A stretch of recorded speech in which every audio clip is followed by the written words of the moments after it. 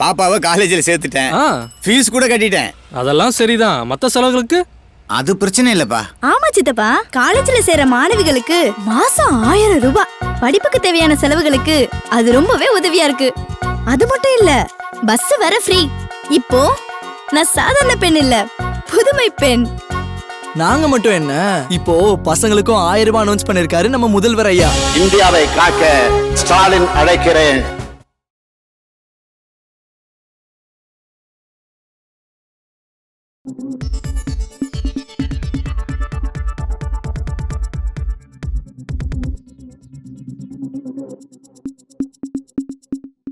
வணக்கம், இது news focus Tamil. இன்றைய நமது சிறப்பு விருந்தினராக ஃப்ரண்ட்லைன் பத்திரிகையின் இணை ஆசிரியர் டாக்டர் ராதாகிருஷ்ணன் அவர்கள் இணைந்திருக்கிறார். சார் வணக்கம்.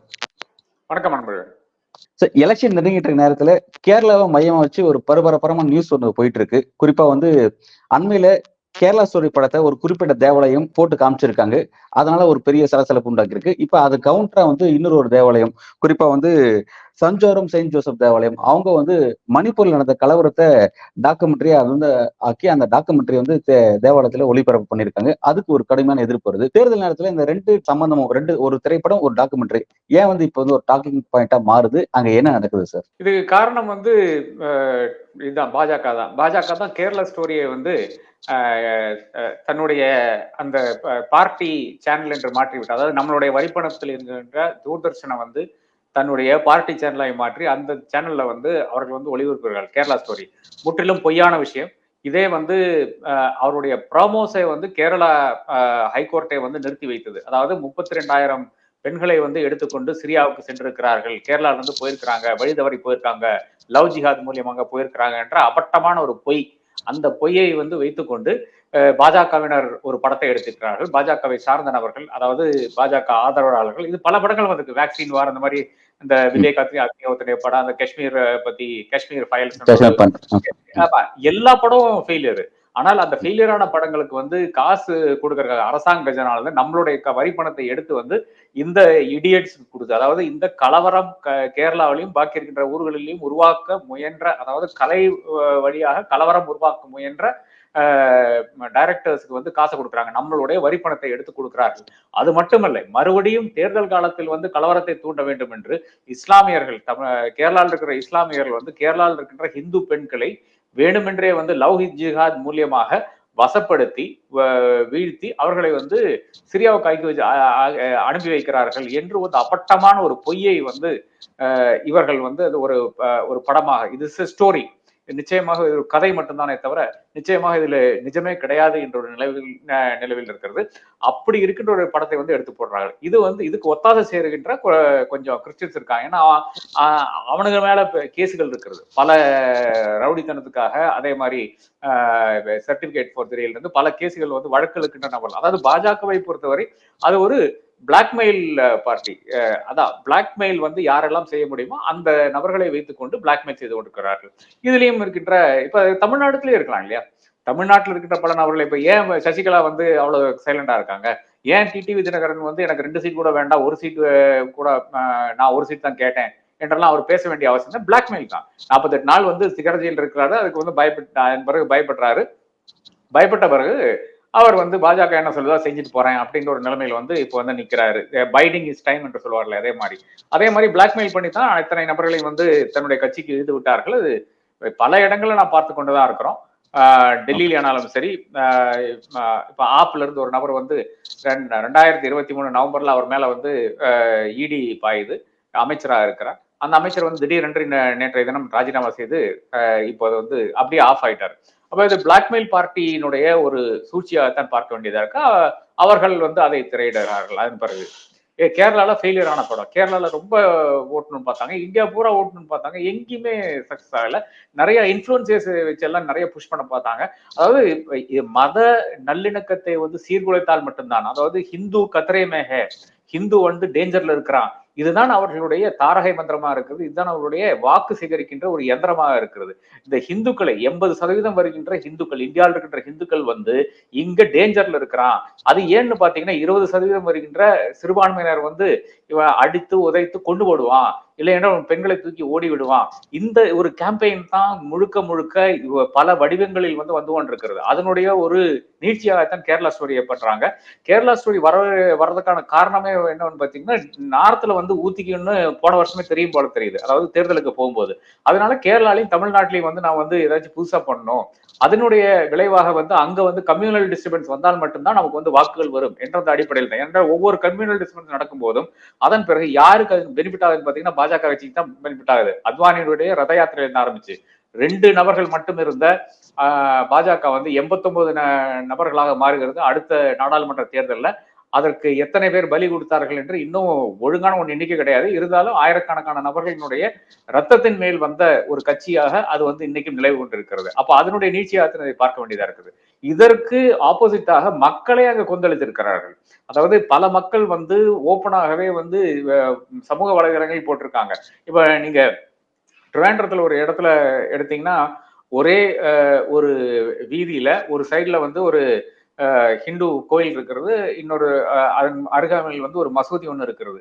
அப்ப அந்த மசூதி தான் அந்த ரோட்ல இருந்து அங்க மேல போற அந்த வழியில அவர்கள் தான் ஒரு பெரிய ஒரு ஆர்ச் வச்சிருந்தாங்க. அதாவது இந்த மசூதி அப்படின்னு சொல்லிட்டு அவருடைய பெயரை வைத்துக்கொண்டு அவர்கள் வந்து ஒரு ஆர்ச் வச்சிருந்தாங்க. ஆனால் அது இப்ப அந்த கோயிலுக்கு அங்கதான் போகணும் அப்படின்ட்டு ஏதாச்சும் ஒரு போர்டு வைக்கலாமா அப்படின்னு யோசிச்ச அந்த டைம்ல வந்து இந்த மசூதியில் இருக்கின்ற நபர்கள் வந்து ஆஃபர் பண்றாங்க, நாங்க வந்து எங்களுடைய இந்த ஆர்ச் இருக்கு இல்லையா, ஃபுல் ஆர்ச் இருக்கு இல்லையா, அந்த ஆர்ச் வந்து ஒரு பகுதியை நாங்க வெட்டிக்கிறோம், நீங்க ஒரு பகுதியில வச்சிருங்கன்ட்டு.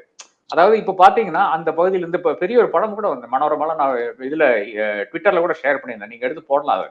அதாவது ஒரு சைடு பாத்தீங்கன்னா அப்படியே ஒரு சிகப்பு கலர் இருக்கும், சிகப்பு கலர்ல வந்து அந்த கோயிலினுடைய பேர் இருக்கும். இந்த அடுத்த சைட்ல இருந்து வர்ற அந்த ஆர்ச்சுக்கு வந்து பச்சை கலர் இருக்கும், பச்சை கலர்ல வந்து மசூதியினுடைய பேர் இருக்கும். அப்ப அந்த அளவுக்கு மத நல்லிணக்கம் இருக்கின்ற இடம் அங்க வந்து நீங்க ஒன்னும் வந்து சாதிக்க முடியாத ஒரு விஷயமா இருக்கிறது. அப்போ அங்க என்ன கேம்பெயின் எடுத்துட்டு போறாங்கன்னு பாத்தீங்கன்னா, மைனாரிட்டிஸ் வந்து அங்க மெஜாரிட்டி ஆயிட்டாங்க, அதனாலதான் கேரளாவோட மோசமா இருக்கு. அப்புறம் வேற 2-3 நபர்களுடைய அந்த பதிவுகள் எல்லாம் பார்த்தேன், கேரளாவுக்கு நாங்க டாக்ஸே கொடுக்க மாட்டோம், அடுத்த ஆட்சி வந்த உடனே நாங்க வந்து கேரளாவுக்கு 5 பைசா கொடுக்க மாட்டோம். ஏன் உங்க அப்பா வீட்டுல எடுத்து வர்ற காசு கொடுக்க மாட்டானாமா இவனுக்கு. இது ட்விட்டர்ல இருக்கின்ற அறிவுகட்டத்தனமான பேச்சுக்கள் வந்து இப்படித்தான். இது இந்த மாதிரியான பேச்சுக்கள் வந்து பாலிசி இன்ஃபுளுன்ஸ் பண்ணுது இன்னைக்கு இந்தியால. இதுதான் இந்தியால வருந்தத்தக்க ஒரு விஷயமா இருக்குது. அதாவது நாங்க வந்து டாக்ஸ் கட்டுவோமாமா, நாம எல்லாம் அனைவரும் டாக்ஸ் கட்டுவோமாமா, ஆனா அங்க இருக்கின்ற எஜமானர் டிசைட் பண்ணுவாராமா இது வந்து டாக்ஸ் வந்து திருப்பி இந்த காசு வந்து மானியமாகவோ இல்லை என்றால் லோனாகவோ வந்து கேரளாவுக்கோ தமிழ்நாடுக்கோ வரணும் இவன் டிசைட் பண்ணுவானாமா. இவன் கொடுக்க மாட்டானோ, காசு கொடுக்க மாட்டானோ. அது நடந்துட்டு இருக்கு. இப்போ தமிழகத்துக்கு வந்து மழை வெள்ளத்துக்கு வந்து ஒரு 5 பைசா இன்னும் வரல. இது அதான் கேட்கிறேன், இவங்க அப்பா வீட்டு சொத்தான்னு கேட்கிறேன், இந்த காசு கொடுக்காம இருக்கிறதுக்கு அப்பா வீட்டு சொத்தான்னு கேட்கிறேன். இதுக்கு தான் கேரளா வந்து சுப்ரீம் கோர்ட் மட்டும் போய் நிக்கிறது. அப்ப இந்த அளவுக்கு காழ்ப்புணர்ச்சியுடன் இந்த அளவுக்கு இந்த டிவிசிவ் டெண்டன்சிஸ் வந்து கொண்டு வர்றதுக்காக அவர்கள் வந்து எவ்வளவோ வந்து பயணித்துக் கொண்டிருக்கிறார்கள், அவர்கள் செய்து கொண்டிருக்கிறார்கள், விஷயங்கள் செய்து கொண்டிருக்கிறார்கள். இந்த கம்யூனல் டிவைட் வந்தால் மட்டும்தான் அவர்களுக்கு வாக்குகள் வரும் என்றது மிக தெளிவாக தெரிகிறது. அதனுடைய பேஸ்ல பண்றாங்க. அதற்கு கேரளால இது ஏன் நடக்காதுன்னு பாத்தீங்கன்னா 100% லிட்ரஸி இருக்கிற இடம். அவன் என்ன கேட்கறான், மணிப்பூர்ல போய் நின்னியான்னு கேட்கறான், மணிப்பூர்ல என்ன பண்ணிட்டு இருக்கேன்னு கேட்கறான், மணிப்பூர் ஒரு ஸ்டேட்டான்னு கேட்கறான்.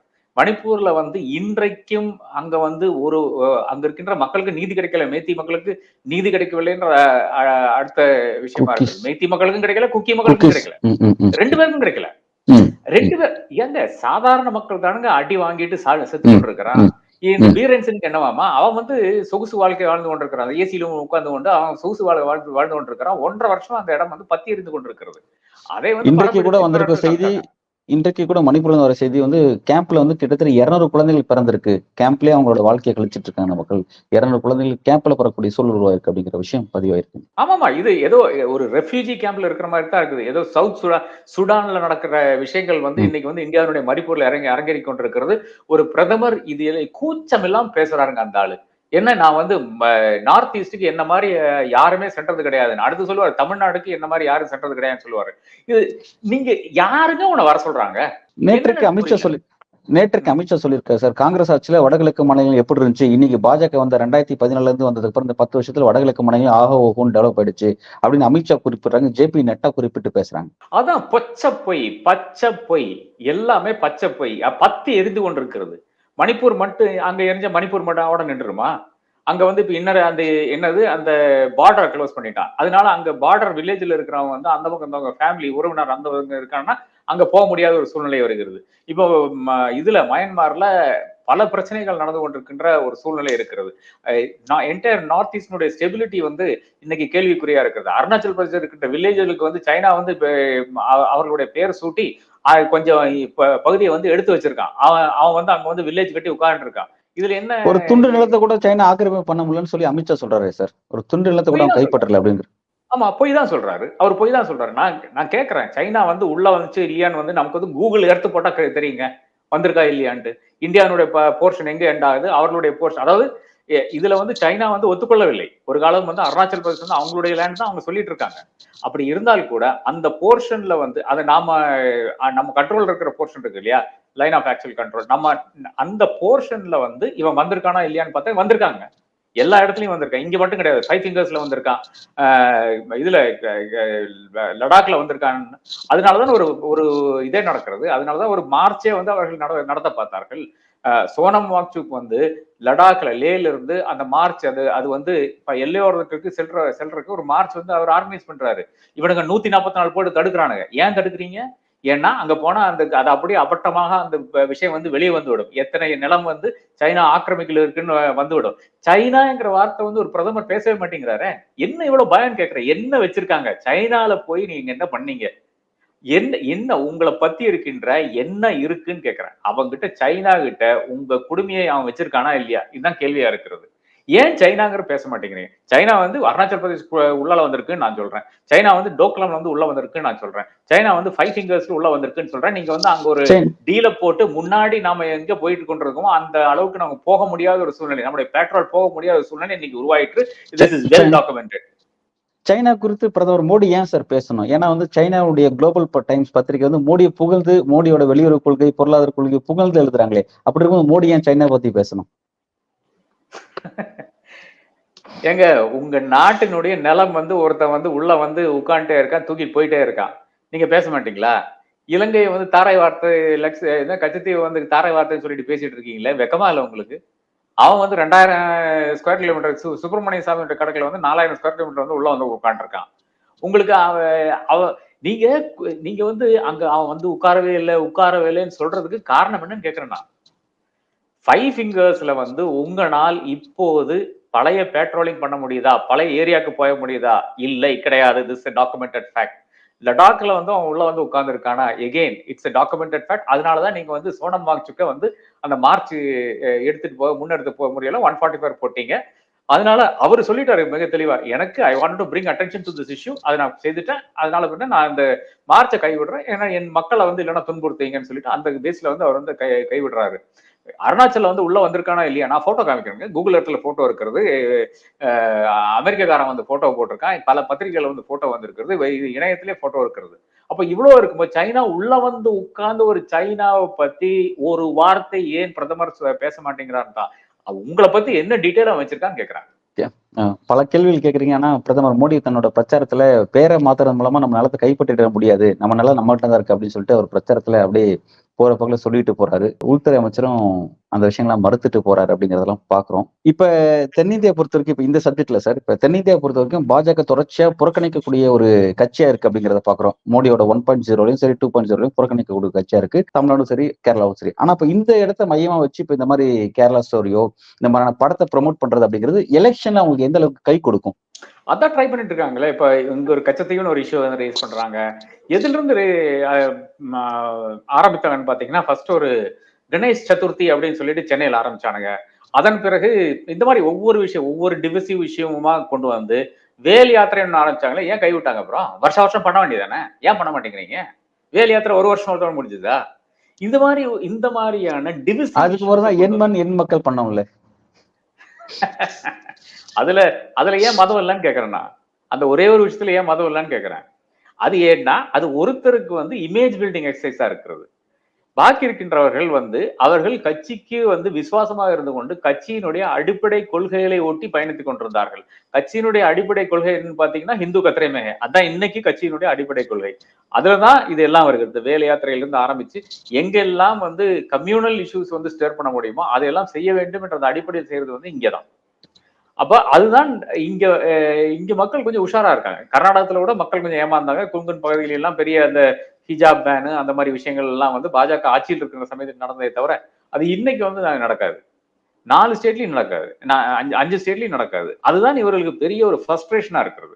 இதே வந்து வட இந்தியால வந்து எளிதாக வந்து எங்க வேணாலும் கம்யூனல் ரைட் ஆரம்பிச்சிடலாம். அதன் பிறகு வந்து இந்து கத்திரை மேகன்ற நேரட்டிவ் கொண்டு வந்துருவாங்க. நான் அதுக்கு கொண்டு வந்த உடனே மக்கள் வந்து அப்படியே என் மாசா வந்து ஐயோ நம்ம எல்லாம் ஹிந்துக்களுங்க, இவங்க வேற யாராச்சும் முஸ்லீம்கள் வந்து அப்புறம் அவ்வளவுதான் நம்மள தலையில அடிச்சிருவான்னு சொல்லிட்டு அனைவரும் சேர்ந்து வாக்களிக்கிற மாதிரி பாஜகவுக்கு வாக்களிக்கிற மாதிரி இருக்குது. இதுதான் பாஜகவுடைய என்னை பொறுத்தவரை நான் இதுவரை பார்த்ததுல வந்து என்னுடைய புரிதல் இதுதானுங்க. அவருடைய அந்த கம்யூனல் பாலிடிக்ஸ் இல்லை என்றால் பாஜக என்ற கட்சியே இந்தியாவில கிடையாது. அதுதான் இன்றைய சூழ்நிலையா இருக்கிறது, இன்றைய உண்மையா இருக்கிறது. இப்ப வந்து பாஜக வந்து இந்த அளவுக்கு ஒரு திரைப்படத்தை நம்பி எலெக்ஷன் சந்திக்கிறது, குறிப்பா அவங்க வீக்கா இருக்கிற பகுதியில் இந்த மாதிரி படத்தை ப்ரமோட் பண்றது அப்படிங்கிற விஷயங்கள் இறங்குறாங்க அப்படின்னா அந்த அளவுக்கு பலவீனமா தான் இருக்காங்களா? அப்படி இருக்கும்போது எப்படி வந்து 300, 370, 400 அந்த விஷயங்களை எப்படி சொல்றாங்க? உண்மையா பாஜக அந்த ரியாலிட்டி என்னவா இருக்கு? இல்ல இதெல்லாம் தோற்றம் தானுங்க. இப்ப கேரளால பாத்தீங்கன்னா ஃபர்ஸ்ட் வந்து சபரிமலை ஃபர்ஸ்ட் இல்ல, இந்த சமீப காலத்துல சபரிமலை எடுத்து போட்டாங்க, ஒரு இஷ்யூ எடுத்து போட்டாங்க. அந்த சபரிமலை இஷ்யூ வந்து அங்க எடுக்கவே இல்லை. ஒரு பை எலெக்ஷன்ல பத்தனந்திட்டா என்ற இடத்துல இருக்கின்ற பத்தனந்திட்டால தான் சபரிமலை வருது. அங்க இருக்கின்ற பை எலெக்ஷன்ல வந்து இவங்க எடுத்து போட்டு பெரிய ஒரு கம்யூனல் இது கிரியேட் பண்ண பார்த்தாங்க. அங்க மக்கள் என்ன சொன்னாங்க, போயிட்டு வரான்ட்டாங்க. நாங்க வந்து சண்டை போட போறது இல்ல, எனக்கு இந்து முஸ்லீம் கிறிஸ்டின் எல்லாம் ஒன்னா தான் இருப்போம் அப்படின்னு ஒரு விஷயத்துல வந்து அவர்கள் எல்லாரும் ஒன்றாக நின்றார்கள். அதை பாஜக உள்ள வரதான் கேரளாவை பொறுத்தவரை மத நல்லிணக்கமே நன்றா போய் கொண்டிருக்கிறது. அப்ப அந்த ஒரு இஷ்யூ எடுத்து போட்டாங்க. இப்ப அடுத்த இஷ்யூவாக கேரளா ஸ்டோரி எடுத்து போடுறாங்க, அதையும் வந்து ஓட்டலான்னு பாக்குறாங்க. தமிழ்நாட்டுல எப்படி இந்த கச்சத்தீவு ஒரு இஷ்யூவா எடுத்துக்கொண்டு வந்து இப்ப மறுபடியும் அந்த அரைச்சமாவே அரைச்சிட்டு இருக்காங்க இல்லையா? நம்ம அனைவருக்கும் தெரியும் கச்சத்தீவுக்கும் மீனவர்கள் பிரச்சனைக்கும் சம்பந்தமே இல்லை என்று அனைவருக்கும் தெரியும். இன்னும் சொல்ல போனா நேற்று நான் டிவிலையும் சொன்னேன், இப்போ ஃப்ரண்ட் லைன்ல இதில் கூட நான் எழுதியிருக்கேன். முக்கியமான அதுல இருக்கின்ற விஷயம் பாத்தீங்கன்னா வாஜ்பாய் அன்னைக்கு இருக்கிறாரு ஜூலை 23, 1974 அந்த டிஸ்கஷன் நடக்கிற சமயத்துல வந்து வாஜ்பாயில் வந்து பாராளுமன்றத்தில் இருக்கிறார். அவர் வந்து நாடாளுமன்றத்தில் எழுப்பின கேள்வி என்னன்னா பத்திரிகை எல்லாம் வந்திருக்கிறது அப்படின்னு ஒரு இன்டர்வென்ஷன் அவர் சொல்றாரு. அதன் பிறகு இது வந்து அன்கான்ஸ்டியூஷனல் அப்படின்னு சொல்றாரு. அதாவது கச்சத்தீவை கொடுக்கறது வந்து அன்கான்ஸ்டியூஷனல் என்ற ஒரு வாதத்தை வைக்கிறார். அதாவது ஏறத்தாழ இன்னைக்கு பாஜகவுடைய அதே ஸ்டாண்ட்ல தான் அன்னைக்கு அவர் பேசுறாரு. 1974 பேசுறாரு. அதன் பிறகு ஆட்சிக்கு வருகிறார். 6 வருட காலம் வந்து பிரதமரா இருக்கிறார். இந்த இஷ்யூவோட இருக்கிறான்னு பார்த்து கிடையாது. இலங்கையினுடைய பிரதமரை சந்தித்தான் பாத்தீங்கன்னா பல முறை சந்திக்கிறார். இலங்கையுடைய பிரதமரை சந்திக்கிறாரு, இலங்கையுடைய ஜனாதிபதியை சந்திக்கிறாரு, அதுவும் மல்டிலேட்டரல் ஃபாரத்திலையும் சந்திக்கிறாரு, டெல்லியிலும் சந்திக்கிறாரு. இவ்வளவு சந்திப்புகளுக்கு பிறகு கூட இந்த ஒரு விஷயம் கச்சத்தீவு எங்களுக்கு கொடுங்க எங்களுடையது என்ற அந்த விஷயத்தை வந்து வாஜ்பாய் ஒரு காலத்துல எழுப்பினதே கிடையாது. அப்புறம் நீ எதுக்கு எழுப்புறன்னு கேக்குறேன். உன்னுடைய தமிழ்நாட்டுல வந்து இன்னொரு டிவிசிவ் இஷ்யூ கொண்டு வர முடியுமா, மீனவர்களுடைய வாக்கு உங்களுக்கு வருமா என்ற அந்த ஒரே ஒரு நோக்கத்தோடு தான் தேர்தல் அருகில் வந்து நீ எழுப்புறங்கிறது தான் என்னுடைய குற்றச்சாட்டா இருக்கிறது. அது உண்மை கூட. இன்னும் வந்து டெல்லியில் இருக்கின்ற கோதி மீடியா சேனல்ஸ் வந்து இதை போட்டு அடி நடிச்சுட்டே இருக்கிறது. கச்சத்தீவுனாலதான் மீனவர்களை வந்து சுட்டுக் கொல்லப்பட சொல்லி நீ பேசினா இதை விட பெரிய ஒரு கேவலம் கிடையாது, இதை விட பெரிய ஒரு அறியாண்மை கிடையாது. அந்த இஷ்யூஸ் எல்லாம் தான் தூக்கி போட்டு நான் இஷ்யூஸை கொண்டு வந்து போட்டு அதை இஷ்யூவை பேசிட்டு இருக்கான். ஏன்னா ஆக்சுவல் இஷ்யூஸை பேசுறதுக்கு திராணி கிடையாது, தெம்பு கிடையாது. ஏனென்றால் இன்னைக்கு யூத் அன்எம்ப்ளாய்மெண்ட் வந்து அந்த அளவுக்கு அதிகமா இருக்கிறது ஒண்ணு. ரெண்டாவது வந்து எலக்ட்ரல் பாண்ட்ஸ் மூலியமாக பாஜக வந்து உலகத்துக்கே ஊழல் கற்றுக் கொடுத்த ஒரு கட்சியாக இன்னைக்கு நாம் பார்த்து கொண்டிருக்கிறோம். எந்த அளவுக்கு அந்த ஊழல் இருக்கிறது என்றது ஒவ்வொரு நாளும் வந்து புது லேயர்ஸ் வந்து கொண்டே இருக்கிறது. எந்தெந்த கட்சிகள் இருந்து எந்தெந்த கம்பெனிகள்ல இருந்து எந்த அளவுக்கு இவர்கள் வந்து சுரண்டினார்கள் என்ற ஒரு உதாரணமாக இன்னைக்கு வந்து எலக்ட்ரல் பாண்ட்ஸ்னுடைய அந்த ஒரு விஷயம் இருக்கிறது. அதாவது எப்படிங்க நீங்க வந்து லாஸ் மேக்கிங் கம்பெனி எப்படிங்க நீங்க வந்து 130 கோடி 140 கோடி வந்து அவனுக்கு கொடுக்கலாம், எலக்ட்ரல் பாண்ட்ஸ் கொடுக்கலாம். கொடுத்த பிறகு உனக்கு வந்து சாதகமாக பாலிசி எதுக்கு மாத்தி கொடுக்குறாங்க? அப்ப கியூட் ப்ரோக்கோ தான். அதாவது நீங்க ஒரு லஞ்சத்தை கொடுத்து ஒரு பாலிசி வாங்குற மாதிரி தான் இது கம்ப்ளீட்டாக இருக்கிறது. எலக்ட்ரல் பாண்ட்ஸ் என்ற லஞ்சம் நீங்க கொடுக்குறீங்க, அந்த லஞ்சத்துக்கு ஈடாக இவங்க என்ன பண்றாங்க பாத்தீங்கன்னா பாலிசியை மாத்துறாங்க. இதுதான் அனைத்து இடத்திலும் பார்த்து கொண்டிருக்கிறோம். இதை விட பெரிய ஊழலாக பிஎம் கேர்ஸ் இருக்கும் என்றதுதான் என்னுடைய கணிப்பு. பிஜேபி ஊழல் குறித்து நீங்க உங்களோட கருத்தை பதிவு பண்ணியிருக்கீங்க சார். இப்ப வந்து பாஜகவும் இந்த எலெக்ஷனை பொறுத்த வரைக்கும் பாஜக வலிமை அவங்களுக்கு எவ்வளவு பெறுவோங்கிறத அப்படிங்கிற விஷயத்த நீங்க என்ன அசஸ் பண்ணிருக்கீங்க சார்? அதாவது அவங்க 300, 370 சொல்லிட்டு இருக்க இடத்துல உங்களோட அசஸ்மெண்ட் என்னவா இருக்கு பாஜக? இது மிக தெளிவாக நேற்று வந்து ஒரு மீம் வந்ததுதான் தெரியுது. அதாவது அப்கி பார் 400 பார் என்ற அந்த விஷயம் வந்து பல இடத்துல டி நகர்ல பேசிக் கொண்டிருக்கும் போது அப்கி பார் சோக்கோ பார் குச்சி ஐஸ் தான் உனக்கு என்ற அந்த பொருள் படும்படி வர்ற விஷயம் இருக்கு இல்லையா? அதுதான் உண்மை நிலையா இருக்கிறது. 434 இடத்துல தான் வைக்கிறாங்க. சவுத்துல வந்து 128 இடம். 128 இடத்துல வந்து 20க்கும் கம்மியான இடத்துல தான் இந்த முறை, அதாவது என்னுடைய ஹையஸ்ட் எஸ்டிமேட். போன முறை 29 இடத்துல வெற்றி பெற்றாங்க. இந்த முறை வந்து 20க்கும் கம்மின்னு வச்சுக்கலாமே. 129ல இருந்து நீங்க வந்து மைனஸ் பண்ணீங்க, 20 மைனஸ் பண்ணீங்க, 100 போயிட்டு இல்ல, அதுலயே 334 வந்துருது. அப்ப 334ல இருந்து மறுபடியும் நீங்க எங்க கழிக்கணும்னு பாத்தீங்கன்னா மகாராஷ்டிரா. என்னுடைய இதுல வந்து கணிப்புல வந்து key states, battle ground states பாத்தீங்கன்னா நான் சொல்லியிருக்கேன்னு நினைக்கிறேன் உங்களுக்கு. மகாராஷ்டிரா, ஒடிசா, வெஸ்ட் பெங்கால், பீகார், ஹரியானா, இதுதான் என்னை பொறுத்தளவுல பேட்டில் கிரவுண்ட் ஸ்டேட்ஸா இருக்கிறது. இதுல ஒடிசாலையும் வெஸ்ட் பெங்கால்லையும் பிஜேபி ஹெடா இருக்கிறது. ஹரியானால ஊத்திக்கும், இதுல மகாராஷ்டிரால ஊத்திக்கும், அதே மாதிரி பீகார்ல ஊத்திக்கும். உத்தரப்பிரதேஷ்ல அவர்கள் வந்து பெரிய பின்னடைவை சந்திக்க போகிறார்கள். 200 கூட தாண்டறதுக்கு இன்றைய நிலையில் வந்து வாய்ப்பே இல்லை. அதனாலதான் இங்க வந்து வித்தையை காமிச்சிட்டு இருக்காரு, பிலிம் காமிச்சிட்டு இருக்காருன்னு தான் நான் கருதுறேன். தென்னிந்தியா கை கொடுக்குமா சார் அவங்களுக்கு? ஷார்ட் அவுட் ஆகுறத தென்னிந்தியா பேலன்ஸ் பண்ணி கொடுக்குமா அவங்களுக்கு? இல்ல, அதாவது என்ன ஒரு பிம்பம் கட்டமைக்கிறாள்னு பாத்தீங்கன்னா, தென்னிந்தியால எனக்கு வந்து அக்செப்டன்ஸ் இருக்கு என்று காமிக்கிறாரு. அதாவது தமிழ்நாடு என்ன இதுவரை புறக்கணித்தது, அந்த தமிழ்நாடு என்ன வரவேற்கிறது, பாத்தீங்களா என்னுடைய வரவேற்புன்னு சொல்றதுக்கு தான் இந்த ரோட் ஷோ நடத்துறாங்க, வேற ஒன்றும் கிடையாது. அது இந்த ரோட் ஷோ வந்து தமிழ் மக்களுக்காக கிடையாது. இந்த ரோட் ஷோ வந்து தமிழ் மக்களுடைய வாக்குகளை பெறுவதற்காக கிடையாது. இந்த ரோட் ஷோ வந்து வட இந்தியர்களுக்கு வந்து தமிழ்நாடு என்னை புறக்கணித்ததாக பேசினார்களே, அவர்களுக்கு பதிலாகத்தான் நான் இங்க வந்து நிக்கிறேன், இந்த அளவுக்கு எனக்கு அக்செப்டன்ஸ் இருக்கிறது என்று அந்த ஆடியன்ஸுக்காக இருக்கின்ற ஒரு ஷோவாகத்தான், ஒரு பிலிமாகத்தான் இது பார்க்க வேண்டியதா இருக்குது. எனக்கு அங்கே அக்செப்டன்ஸ் இருக்குது. எனக்கு யார வேணா கூப்பிடலாம், ஆனா ரிசல்ட்டை பொறுத்த வரைக்கும் தெரிஞ்சிடல. ரிசல்ட்ல பொறுத்த மோடிக்கு வரவேற்பு இருக்கா இல்லையாங்கிற ரிசல்ட்ல தெரிஞ்சிடும்ல சார்? இல்ல, இது வந்து அந்த மக்களை இன்ஃபுளுன்ஸ் பண்றதுக்காக செய்கின்ற ஒரு விஷயமா தான் இருக்குது. எனக்கு வந்து இப்போ வந்து அந்த படித்தவர் மத்தியிலேயே, அதாவது கேரளாவிலையும் தமிழ்நாட்டிலையும் வந்து எனக்கு சம்மதம் இருக்கிறது, அவர்களே என்னை விரும்புகிறார்கள் என்று காமித்துக் கொண்டு, அந்த மக்களிடம் பிலிம் காமித்துக் கொண்டு, அந்த மக்களிடம் படித்தவனே வந்து என்ன விரும்புறாப்பா, நீயும் ஓட்டு போட எனக்கு என்று அதற்காகத்தான் இது செய்து கொண்டிருக்கிறார்கள் தவிர இதற்கும் தமிழகத்திலேயோ கேரளத்திலேயோ வாக்கு பிடிக்கிறதுக்கு ஒரு சம்மந்தமும் கிடையாது. பாஜக செய்யக்கூடிய இந்த அவ்வளவு அரசியலும் அவங்களுக்கு எந்த வகையிலும் தேர்தலை கை கொடுக்காது அப்படிங்கிறத கருத்துக்களை பல்வேறு தரவுகளை குறிப்பிட்டு நீங்க உங்க கருத்துல வழங்கியிருக்கீங்க. உண்மையிலே இந்த கருத்துக்கள் அப்படிங்கிறது பார்வையாளர்கள் பல பேர்களை வந்து ஒரு அரசியல் புரிதலை உண்டாக்கி இருக்கும் அப்படின்றத நான் எதிர்பார்க்கிறேன். பல்வேறு கேள்விக்கு இணைந்து உங்களோட கருத்துக்களை வழங்கியமைக்கு மிக்க நன்றி சார். நன்றி நண்பர்கள்.